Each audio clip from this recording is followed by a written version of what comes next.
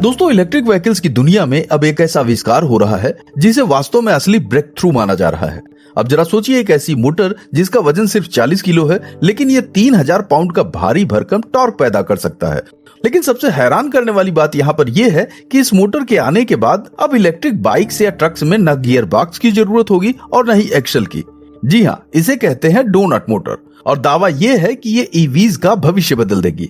लेकिन क्या वास्तव में यह सच है, जो कि ईवीज की दुनिया को बदलने का दम रखती है? तो आज के इस वीडियो में हम इसी सच्चाई की पड़ताल करेंगे और डिकोड करेंगे कि वास्तव में सच है क्या।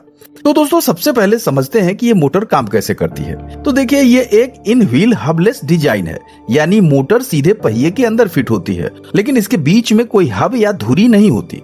इसका मतलब कि कोई गियर बॉक्स नहीं है, कोई एक्सल नहीं है, बस मोटर सीधे पहिए को घुमाती है, जिसे हम लोग डायरेक्ट ड्राइव कहते हैं। अब सुनने में ये टेक्नोलॉजी नई लगती है, लेकिन असल में ये आइडिया 100 साल पुराना है, जहां पर खुद पोर्शे ने 1900 में इसी तरह का प्रोटोटाइप बनाया था, जो 3 अलग अलग साइजों में आता था, जबकि एक तो रेस कार में भी लगाया गया था। लेकिन यहाँ रुकिए और सोचिए कि अगर ये डिजाइन इतना ही सिंपल है, जिसमें कोई गियर नहीं है, कोई झंझट नहीं है, तो हर कंपनी इसे क्यों नहीं बना रही है?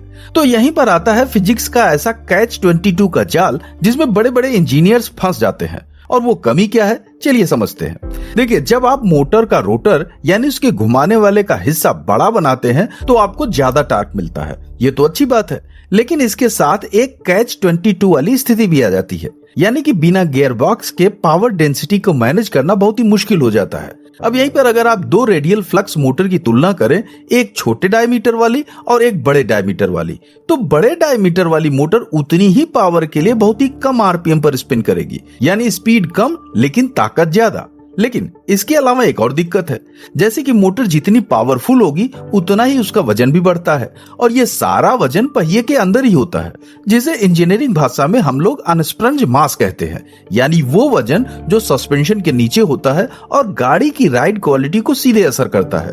तो ऐसे में जितना भारी पहिया उतनी ही ज्यादा चुनौती, और एक ऐसा डिजाइन बनाने के लिए जो लंबे समय तक टिकाऊ भी रहे। खैर, अब आते हैं डोनट मोटर पर। इसका नाम ही इसकी शेप से आया है, क्योंकि इसका रोटर और स्टेटर दोनों पहिए के बाहरी हिस्से पर लगे होते हैं, बिल्कुल डोनट के आकार में। और भैया, खास बात तो ये है कि ये एक रेडियल फ्लक्स मोटर है, यानी कि इसका मैग्नेटिक फ्लक्स रोटेशन के एक्सिस के लंबवत यानी परपेंडिकुलर दिशा में बनता है। अब इस तरह के डिजाइन का एक बड़ा फायदा ये है कि इसे बनाना काफी सस्ता पड़ता है, क्योंकि मोटर के अंदर का हिस्सा स्थिर यानी स्टेशनरी होता है। यहीं से स्विंग आर्म कनेक्शन और ब्रेक कैपिलर जैसी चीजें जुड़ती हैं, जबकि बाहर का पूरा हिस्सा घूमता है, जिसे बड़ा बनाया गया है कि ज्यादा से ज्यादा एयर कूलिंग हो सके। लेकिन भैया, अब हमको इसके असली परफॉर्मेंस की भी बात करनी होगी। अब यहाँ समझिए कि ये मोटर पहले से ही वर्ज मोटरसाइकिल में इस्तेमाल हो रही है, जहां पर यह तकरीबन 130 हॉर्स पावर और 700 फुट पाउंड टॉर्क देती है, जहां पर इसकी कीमत लगभग $30,000 से शुरू होती है, यानी भारतीय रुपयों में लगभग 25 लाख से ऊपर। लेकिन अभी भी ये मोटर रियल वर्ल्ड कंडीशन में टेस्ट हो रही है, तो आने वाले समय में इसके लॉन्ग टर्म का डेटा भी सामने आएगा। फिलहाल इसकी अभी तक जो टेस्टिंग हुई है, उसमें इसके टॉर्क परफॉर्मेंस बस औसत दर्जे की दर्ज की गई है। मतलब भैया, मार्केट में मौजूद टी मोटर जैसी दूसरी कंपनियों के मुकाबले ये कोई गेम चेंजर नहीं है, क्योंकि $30,000 यानी कि 25 लाख का खर्च सुनने के बाद ये सिर्फ फ्यूचरिस्टिक लगता है। और इतने पैसे खर्च करने के बावजूद भी डोनट मोटर पूरी तरीके से फेल हो जाती है। और दिलचस्प बात तो ये है कि ये कंपनी अभी तक उस परफेक्ट मार्केट को टच भी नहीं कर पाई है, जहां इसकी सबसे ज्यादा जरूरत थी, यानी कि ह्यूज कमर्शियल प्रोडक्शन की। तो क्या सच में ये उतनी बड़ी क्रांति है जितनी की बताई जा रही है?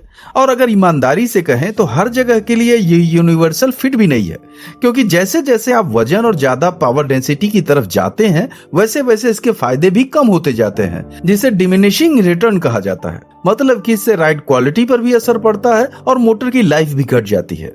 लेकिन कंपनी का ये स्केलेबल डिजाइन बनाने का आइडिया जरूर तारीफ करने लायक है, जिसमें खास बात यह है कि इन्होंने फोर्कलिफ्ट या जूम बूम जैसी छोटी हैवी ड्यूटी मशीनों के लिए मार्केट नहीं किया है, जहां पर कम स्पीड में बहुत ही ज्यादा टॉर्क की जरूरत होती है, और शायद यही डिजाइन वहां सबसे ज्यादा काम आ सकता है। खैर, अब सवाल यहाँ पर यह भी उठता है कि क्या ये फ्यूचर प्रूफ डिजाइन है? तो इसका जवाब है नहीं, क्योंकि मोटर टेक्नोलॉजी में अभी भी बहुत कुछ रिसर्च हो रहा है और नए नए डिजाइन सामने आ रहे हैं। जैसे डीप ड्राइव नाम की कंपनी को ही ले लीजिए, जो कि बिल्कुल अलग तरीके का प्रोटोटाइप दिखाया है, जिसमें स्टेटर्स को दो रोटर्स के बीच में फिट किया गया है, एक अंदर की तरफ और एक बाहर की तरफ। जहां यह मोटर 20 इंच की है, 300 हार्स पावर देती है और वजन में तकरीबन 80 पाउंड के आसपास है।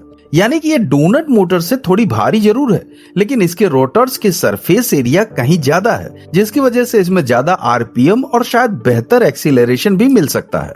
लेकिन अब यहाँ पर आपको लग रहा होगा कि क्या डोनट मोटर ही भविष्य है? तो भैया आपको बता दें कि इसके बैकग्राउंड में भी कई टेक्नोलॉजीज बन रही हैं। जैसे कि आप एक्सियल फ्लक्स मोटर को ही ले लीजिए, जो इतनी पावरफुल है कि फेरारी और मैक्लेरन जैसी कंपनियां इसे इस्तेमाल कर रही हैं। और ऐसे में डोनट मोटर का गेम भी खत्म हो सकता है। तो सब मिलाकर पूरी कहानी का सार यही है कि मोटर टेक्नोलॉजी अभी डायरेक्ट ड्राइव और इन व्हील डिजाइन की तरफ बढ़ रही है, और उसमें हाई परफॉर्मेंस के साथ साथ हाई टॉर्क और पावर डेंसिटी दोनों मिल सकते हैं, जिसमें हबलेस डिजाइन का काम करना मोटरसाइकिल जैसे एप्लीकेशन में पहले से ही साबित हो चुका है। लेकिन असली चुनौती अभी भी वही है कि क्या यह डिजाइन लंबे समय तक भरोसेमंद रहेगा, और क्या इसे इतनी किफायती कीमत पर बनाया जा सकेगा कि आम लोगों तक पहुंच सके। तकनीक तो तैयार है, बस अब देखना यही है कि कौन सी कंपनी इसे पहले परफेक्ट बना पाती है। फिलहाल इस बारे में आप क्या सोचते हैं, अपनी राय हमें कमेंट बॉक्स में जरूर दीजिएगा। और अगर ये वीडियो अच्छा लगा हो तो लाइक, शेयर, सब्सक्राइब और हाइप करना बिल्कुल न भूलें। मिलते हैं अगले दिलचस्प वीडियो में, तब तक अपना ख्याल रखें। जय हिंद।